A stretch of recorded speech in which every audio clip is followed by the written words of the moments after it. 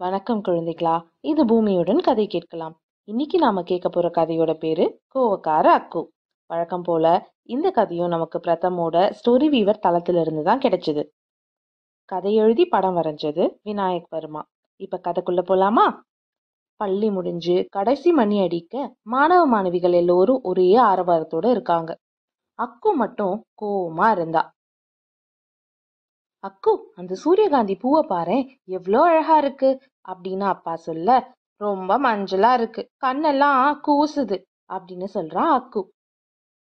சரி, வீட்டு மேல ஆட்டம் போடுவோம், குரங்கு குட்டிங்களை தான் பாரேன் அப்படின்னு சொல்ல, சி சி ஷு போ அப்படின்னு விரட்டுறா அக்கு.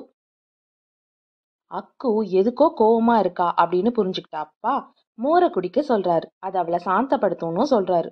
ஆனா அக்குவோ வேண்டாம் அப்படின்னு சொல்றா. கொஞ்சம் குடிச்சுதான் பாரேன்னு அப்பா சொல்ல, வாங்கி கொஞ்சம் குடிக்கிறா. நல்லா இருந்தது, ஃபுல்லா குடிச்சிட்டா. இந்த வடையும் சாப்பிட்டு பாரேன் அப்படின்னு அப்பா சொல்ல, அதையும் சாப்பிட்டா. நல்லா இருந்தது, தட்டு முழுவதையும் அவளே காலி பண்ணிட்டா. சரி, இப்ப சொல்லு, உனக்கு யார் மேல கோவம்? அம்மா மேலயா அப்பா மேலயா அப்படின்னு கேட்க, இல்ல அப்படின்னு சொல்றா அக்கு. அப்ப பள்ளியில ஏதாவது நடந்துச்சா அப்படின்னு கேட்க, இருக்கலாம் அப்படின்னு சொல்றா. அப்பா ஒரு காகிதத்தையும் கலர் பென்சிலையும் கொடுத்து அதுல வரைஞ்சு காட்ட சொல்றாரு. அக்கு முதல்ல ஒரு செங்கலை வரைகிறா. இது ஒரு முட்டாள் செங்கல் அப்படின்னு சொல்லிட்டு ஒரு பையனையும் வரைகிறா.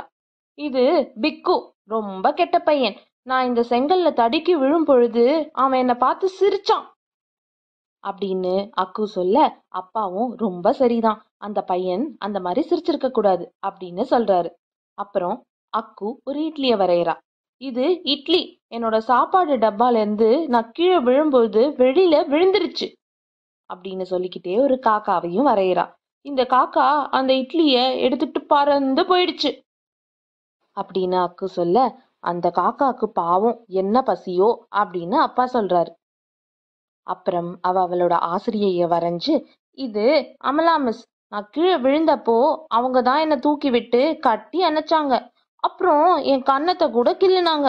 ஆனா எனக்கு கன்னத்தை கிள்ளுனா பிடிக்கவே பிடிக்காது அப்படின்னு அவ சொல்ல, அப்பாவும் அச்சச்சோ, கன்னத்தை கிள்ளுனா வலிக்கதான் செய்யும் அப்படின்னு சொல்றாரு. இல்ல, இப்ப வலி கொஞ்சம் பரவாயில்ல அப்படின்னு சொல்றா அக்கு.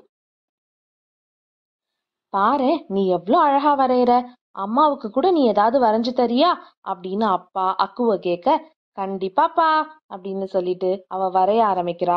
சீக்கிரமே அவ கோவத்தையும் மறந்தே போறா. குழந்தைகளா, கதை கேட்டீங்களா? பிடிச்சிருந்ததா? அக்கு மாதிரி கோவப்படக்கூடிய சூழ்நிலைகள் உங்களுக்கும் ஏற்பட்டிருக்கா என்ன? அப்படி ஏற்பட்டிருந்தா அந்த சந்தர்ப்பங்கள்ல நீங்க என்னெல்லாம் பண்ணிருக்கீங்க? இந்த கதையை கேட்டதுக்கு அப்புறம் இன்னுமே உங்களுக்கு கோவம் வந்ததுன்னா என்னெல்லாம் பண்ணலாம்னு இருக்கீங்க? கொடுக்கப்பட்டுள்ள பயிற்சி தாள்ல அதை குறிப்பிடுங்க, இல்ல வரைஞ்சு காட்டுங்க.